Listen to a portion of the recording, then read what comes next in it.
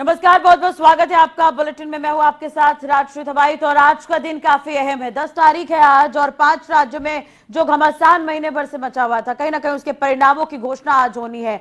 तो पल पल की अपडेट लगातार हम आपको जनता टीवी और INH के माध्यम से देते रहेंगे। इसके अलावा 5 राज्यों की तस्वीर जो है वो साफ हो जाएगी। और अगर हम बात करें उत्तर प्रदेश की, तो उत्तर प्रदेश की राजनीति में जो सियासी गर्माहट देखने को मिल रही है उस पर भी लगातार नजर बनी रहेगी। तो उत्तर प्रदेश, उत्तराखंड और पंजाब के आज परिणाम आ जाएंगे, उस पर नजर बनी रहेगी। गोवा और मणिपुर विधानसभा के नतीजे भी आज घोषित हो जाएंगे। तो जनादेश 2022 और आज सभी की किस्मत का फैसला होना है। 5 राज्यों के विधानसभा चुनाव के नतीजे आज आ जाएंगे। तो पंजाब, उत्तर प्रदेश, गोवा, मणिपुर, उत्तराखंड, ये 5 राज्य हैं जहां पर चुनाव हुए। अब परिणामों की बारी है।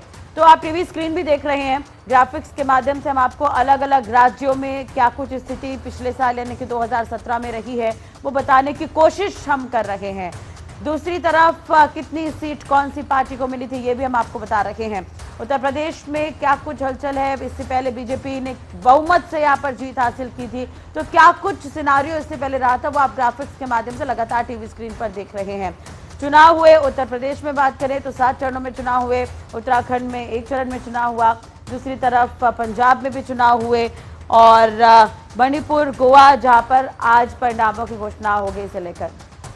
चलिए अब आपको 2017 का क्या कुछ परिणाम था ग्राफिक्स के माध्यम से आपको बताते हैं। वोट प्रतिशत क्या कुछ थे ये हम आपको बता रहे हैं। आज 5 राज्यों के विधानसभा चुनाव के लिए आज नतीजे आ जाएंगे। तो एक तरह से ये तस्वीर भी आप देख रहे हैं। 2017 में यूपी विधानसभा में वोट प्रतिशत क्या कुछ था। बीजेपी को 41% सीट मिली थी, वहीं सपा को 22% सीट मिली थी, बीएसपी 22% पर थी, INC यानी कि कांग्रेस यहाँ पर 6% पर थी। बिल्कुल इस बार भी ये उम्मीद लगाई जा रही है कि कहीं ना कहीं विकास मॉडल जो है वो काम करेगा उत्तर प्रदेश में और रिजल्ट भी उस तरह के सामने आएंगे। जो एग्जिट पोल में नतीजे आए हैं उससे भी कहीं ना कहीं तुलना की जा रही है।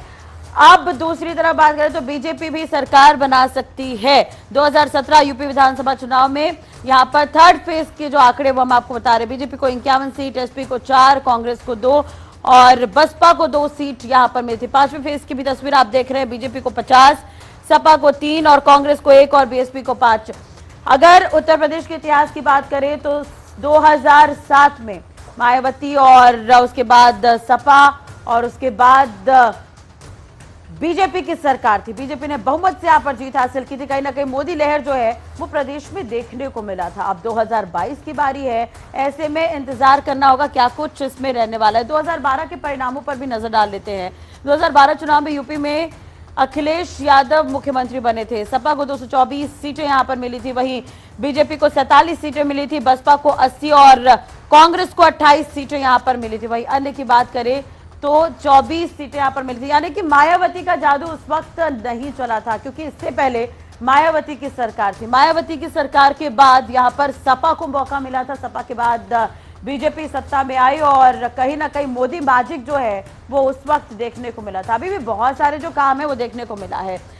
2017 के विधानसभा परिणामों की अगर हम बात करें तो बीजेपी को 325 सीटें मिली थी। यानी कि एक तरह से एक शॉकिंग जो है वो तस्वीर यहां पर सामने आई थी क्योंकि उत्तर प्रदेश की राजनीति जो सीधे दिल्ली को जोड़ती है और अगर हम बात करें उत्तर प्रदेश की राजनीति कहीं ना कहीं इस बार जो है वो आम चुनाव को भी प्रभावित करेगी। यानी कि 2024 में जो इलेक्शन होने हैं वो भी इस परिणाम के बाद कहीं ना कहीं प्रभावित होंगे।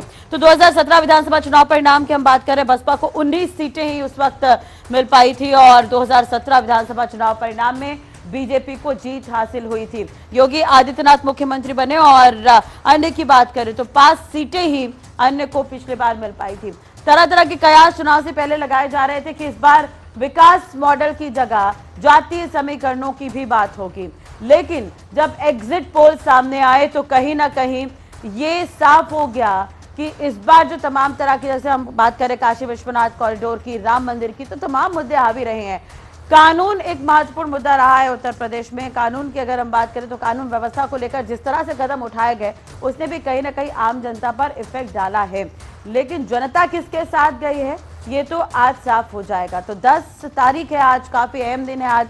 परिणामों की घोषणा होनी है। ग्राफिक्स के माध्यम से लगातार हम आपको दिखा रहे हैं कि क्या कुछ परिणाम इससे पहले रहे थे और दूसरी तरफ जनादेश आज आने वाला है। 2017 विधानसभा चुनाव परिणाम, बीजेपी को 325 सीटें मिली थी और सीएम बने थे योगी आदित्यनाथ, तो ये उस वक्त की लहर थी।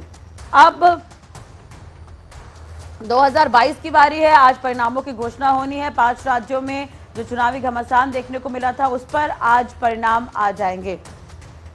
तो कहीं ना कहीं अब थोड़ी ही देर में रुझान आने भी शुरू हो जाएंगे। 8 बजे से काउंटिंग शुरू होगी, उस पर नजर बनी रहेगी। उत्तर प्रदेश, उत्तराखंड, पंजाब, गोवा और मणिपुर में महीनों से जारी चुनावी घमासान में गुरुवार को नतीजों की बारी, यानी कि आज नतीजों की बारी है। 2017 उत्तराखंड के नतीजे भी हम आपको बता रहे हैं। पार्टी बीजेपी जिसने 57 सीट यहां पर हासिल की थी, कांग्रेस जिसे 11 सीट यहां पर मिली थी, बसपा यहां पर खाता भी नहीं खोल पाई थी, अन्य को 2 सीटें यहां पर मिली थी। बहुमत यानी कि 36 सीट यहां पर चाहिए किसी भी पार्टी को जीत हासिल करने के लिए। उत्तराखंड की राजनीति की अगर हम बात करें तो हलचल यहां पर काफी देखने को मिली है। सीएम के चेहरे को लेकर हमेशा यहां पर चर्चा बनी रही है। शुरुआत से अगर हम बात करें तो जब से वोट डाले गए हैं उसके बाद से ही कांग्रेस में और बीजेपी में कहीं ना कहीं अंदरूनी घमासान की स्थिति भी देखने को मिली है, क्योंकि उत्तराखंड में काफी पहले ही वोट डाले जा चुके थे। उसके बाद जो स्थिति सामने आई वो काफी पार्टियों में भीतरघात को दर्शा रही थी। कहीं ना कहीं कांग्रेस जो है वो वहां पर सीएम की दौड़, यानी कि सीएम के चेहरों की दावेदारी काफी ज्यादा होने से भी यहां पर हलचल देखने को मिली थी। वहीं दूसरी तरफ अगर हम बात करें बीजेपी की, तो बीजेपी में भी कहीं ना कहीं अंदरूनी घमासान की स्थिति देखने को मिली थी।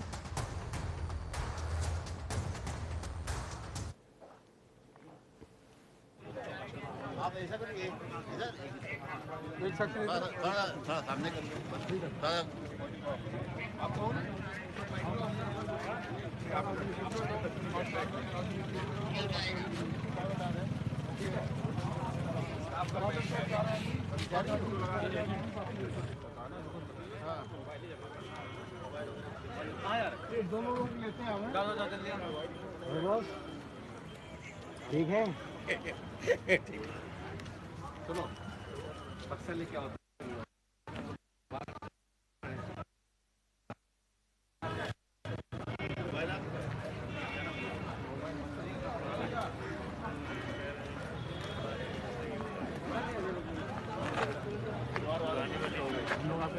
हाँ हमारे साथी हैं।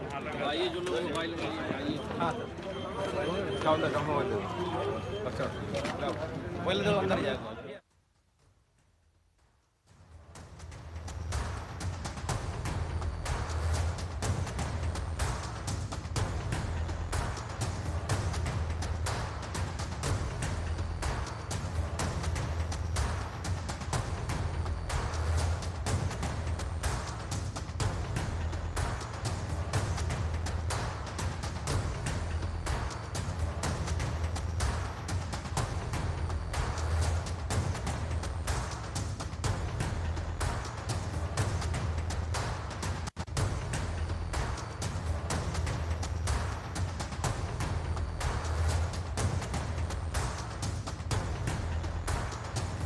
तो सुबह 8 बजे से शुरू होगी वोटों की गिनती। ये बड़ी खबर मैं आपको बता रहे हैं। गोवा मणिपुर विधानसभा चुनाव के नतीजे आज आ जाएंगे और आपको बता दें कि निर्वाचन आयोग ने मतगणना की निगरानी के लिए भी तमाम तरह की व्यवस्था एक तरह से की है। दिल्ली के मुख्य निर्वाचन अधिकारी को मेरठ और प्रधानमंत्री नरेंद्र मोदी के संसदीय निर्वाचन क्षेत्र वाराणसी में बिहार के मुख्य अधिकारी को विशेष अधिकारी के रूप में नियुक्त किया गया है।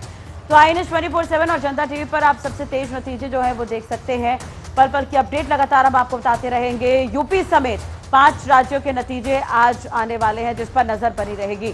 सुबह 8 बजे से ही वोटों की गिनती जो है वो शुरू हो जाएगी।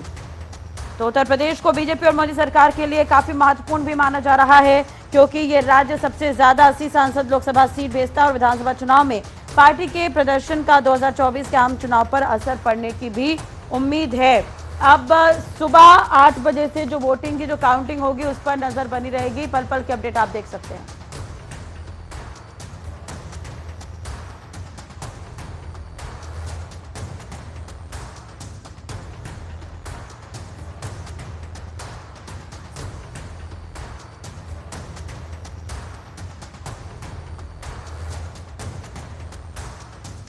चलिए, तो लगातार जब मतदान हो रहे थे पल पल की अपडेट हम आपको INH और जनता टीवी के माध्यम से पहुंचा रहे थे। तमाम संवाददाता भी काफी अलर्ट रहे और ग्राउंड जीरो पर तैनात रहे।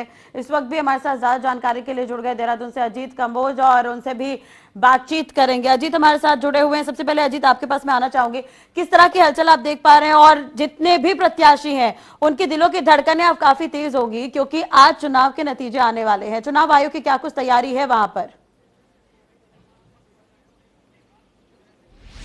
बिल्कुल राष्ट्रीय अगर उत्तराखंड की बात की जाए तो उत्तराखंड की 70 विधानसभा सीटों को लेकर अब से कुछ ही देर बाद ठीक 8 बजे से यहां पर मतगणना शुरू होगी। और इस वक्त हम राजधानी देहरादून के महाराणा प्रताप स्पोर्ट्स स्टेडियम में मौजूद हैं, जहां पर देहरादून जनपद के जो वोटिंग हुई है उसको लेकर मतगणना होगी। और यहाँ पर जो जिला प्रशासन की तरफ से व्यवस्था बनाई गई है जिला निर्वाचन अधिकारी की तरफ से, तो यहाँ पर अलग अलग माध्यम से 5-5 विधानसभा को लेकर अलग अलग यहाँ पर व्यवस्था बनाई गई है। जिस जगह हम मौजूद हैं इसको शूटिंग हॉल नाम दिया गया है। यहाँ पर 5 विधानसभा क्षेत्रों की यहाँ पर मतगणना होगी। और जिस तरह से लगातार अधिकारियों को यहाँ पर तैनात किया गया था, सुबह 5 बजे उनका रिपोर्टिंग टाइम यहाँ पर रखा गया था कि 5 बजे आप सब पहुँचेंगे और 7 बजे के बाद वो अंदर प्रवेश कर जाएंगे मतगणना हॉल में। और सीधे तौर पर वहाँ पर उनको डिप्यूट करने के साथ ही जो व्यवस्थाएं हैं उनको जांचा जाएगा। और 8 बजे जब सबसे पहले यहाँ पर वोटिंग शुरू होगी तो ईवीएम के साथ साथ पोस्टल बैलेट की भी यहाँ पर गिनती साथ के साथ ही शुरू हो जाएगी। तो राजधानी देहरादून के 10 विधानसभा क्षेत्रों को लेकर यहाँ पर अब से कुछ ही देर बाद मतगणना शुरू होने जा रही है। पुलिस प्रशासन की अगर बात की जाए तो व्यवस्थाएं यहाँ पर दुरुस्त की गई हैं। लगातार यहाँ पर पुलिस का कड़ा पहरा बना हुआ है, स्थानीय पुलिस यहाँ पर मौजूद है। इसके अलावा ITBP को भी यहाँ पर तैनात किया गया है स्ट्रांग रूम की निगरानी को लेकर।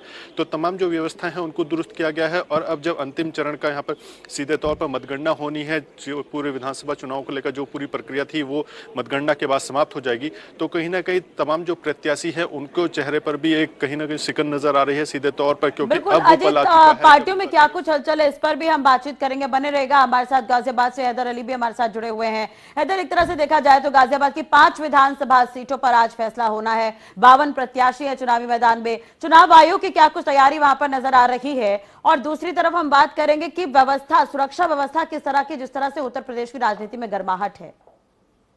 देखिए राष्ट्रीय, अगर गाजियाबाद की विधानसभा की बात की जाए तो 5 विधानसभा गाजियाबाद के अंदर हैं, जिसमें अगर बात की जाए इलेक्शन कमीशन की तो उन्होंने पूरी मुस्तैदी के साथ यहाँ पर 3 टुकड़ियां लगा रखी है। CRPF है, RPF है, इसके अलावा पुलिस प्रशासन है यहाँ मौके पे मौजूद है। चप्पे चप्पे पे निगाह रखी जा रही है। इसके अलावा भी अगर बात की जाए तो यहाँ पर बगैर जिनका परिचय पत्र नहीं है, जिनका प्रशासन के द्वारा या इलेक्शन कमीशन के द्वारा परिचय पत्र नहीं बनाया गया, जब तक उनको एंट्री नहीं हो रही है। और उसके बाद भी पोलिंग मतगणना के जो कहीं ना कहीं प्रत्याशियों के एजेंट हैं उनको भी मोबाइल ले जाने के अंदर अनुमति नहीं है। जो स्मार्ट वॉच होती है उनको ले जाने की अनुमति नहीं है। जो इंक वाले पेन होते हैं उनको ले जाने की अनुमति नहीं है। कहीं ना कहीं पालन कराया जा रहा है जो इलेक्शन कमीशन की कहीं ना कहीं गाइडलाइन थी, जो सकुशल मतगणना कराने की जो एक मुहिम थी, वो कहीं ना कहीं प्रशासन जो गाजियाबाद का वो कराता हुआ नजर आ रहा है। वहीं अगर बात की जाए तो कहीं ना कहीं प्रत्याशी जो है उनके अंदर कहीं ना कहीं एक उत्साह होता है, कहीं ना कहीं एक डर भी होता है कि कहीं हार और जीत तो लगी रहती है, क्योंकि 52 प्रत्याशी है। और पिछली बार गाजियाबाद की 5 विधानसभाओं में 5 बीजेपी के प्रत्याशी थे, जो विधायक बने थे। अब कहीं ना कहीं ऐसा भी है कि सभा कहीं ना कहीं सेंध लगाती हुई नजर आ रही है। और यही वजह है कि आज गाजियाबाद के अगर प्रशासन की बात की जाए तो तारीफ काबिल है, क्योंकि कहीं ना कहीं चप्पे चप्पे पर पुलिस की निगरानी है। और यहाँ से तकरीबन हर चीज पे कहीं ना कहीं जो उत्साह का जो माहौल है या कोई जश्न मनाने का जो कहीं प्रोग्राम कर रहे हैं प्रत्याशी, तो उनको रोकने के लिए बड़े पुख्ता इंतजाम किए गए हैं। वहीं CCTV कैमरों से निगरानी की जा रही है और ड्रोन कैमरों से निगरानी की जा रही है। जी बिल्कुल बिल्कुल हैदर, 2017 में क्या कुछ दबदबा था, किसका दबदबा था, इस पर भी हम बातचीत करने की कोशिश करेंगे इन 5 विधानसभा सीटों पर। उससे पहले सुभाष हमारे साथ जुड़े हुए गोरखपुर से, उनसे भी सीधे बातचीत कर लेते हैं। तो गोरखपुर का रुख करें तो गोरखपुर की सीट काफी अहम है और इस पर चुनाव हुए, वोट डाले गए, और अहम क्यों है ये भी सभी को मालूम है। सुभाष, एक तरह से देखा जाए तो गोरखपुर में किस तरह की तैयारी नजर आ रही है? आज वोटों की गिनती होनी है और हॉट सीट है ये और महत्वपूर्ण सीट है, VVIP सीट है गोरखपुर। जी बिल्कुल, वैसे ही आपको मैं बता दूं कि यहाँ तैयारी तरीके से होता है और जो है 2500 पुलिसकर्मी यहाँ लगाए गए हैं और त्रिस्तरीय सुरक्षा बल की यहाँ व्यवस्था की गई है। उसके साथ ही जो है 750 लगभग जो है चुनाव ड्यूटी में कर्मचारी लगाए गए हैं और सारी जगह जो है CCTV कैमरे लगाए गए हैं। और आपको बता दें कि पहले से जो है VVPAT यानी कि जो है EVM पहले से जो है अर्धसैनिक बल के सुरक्षा घेरे में रखा गया है। और आपको मैं दिखाना चाहूंगा तस्वीर की किस तरीके से यहाँ पे सुरक्षा की व्यवस्था की गई है और मतगणना स्थल पर जो है टेबल बनाए गए हैं और लगातार यहाँ पर जो है जो सभी पार्टियों के अभिकर्ता यहाँ पे पहुंच चुके हैं और 8 बजे से जो है सबसे पहले पोस्टल बैलेट की जो है यहाँ पे गिनती की जाएगी। उसके बाद जो है 8:30 बजे से लगभग मतगणना जो है शुरू की जाएगी। आपको ये भी बता दें कि सबसे पहले गोरखपुर चलिए में सुभाष, जो है आगे भी तस्वीरें हम हमारे दर्शकों को दिखाएंगे। हैदर, आप भी हमारे साथ बने रहेगा, अजीत आप भी हमारे साथ बने रहेगा, आगे भी इस पर बातचीत होगी। तो 2017 के बाद अब बारी है 2022 की। जनादेश आने वाला है, रुझान अब मिलने शुरू हो जाएंगे, 8 बजे से वोटों की गिनती शुरू होगी। चुनाव आयोग की पूरी तैयारी है, इस पर भी नजर हमारी बनी रहेगी और पल पल की अपडेट आप जनता टीवी और आई न्यूज के माध्यम से देख सकते हैं। 5 राज्यों के चुनाव परिणाम आने वाले हैं, तमाम संवाददाता हमारे ग्राउंड जीरो पर तैनात है और वहां की तस्वीरें भी दिखाएंगे। फिलहाल यहाँ रुकना होगा एक छोटे से ब्रेक के लिए, जल्द हाजिर होंगे।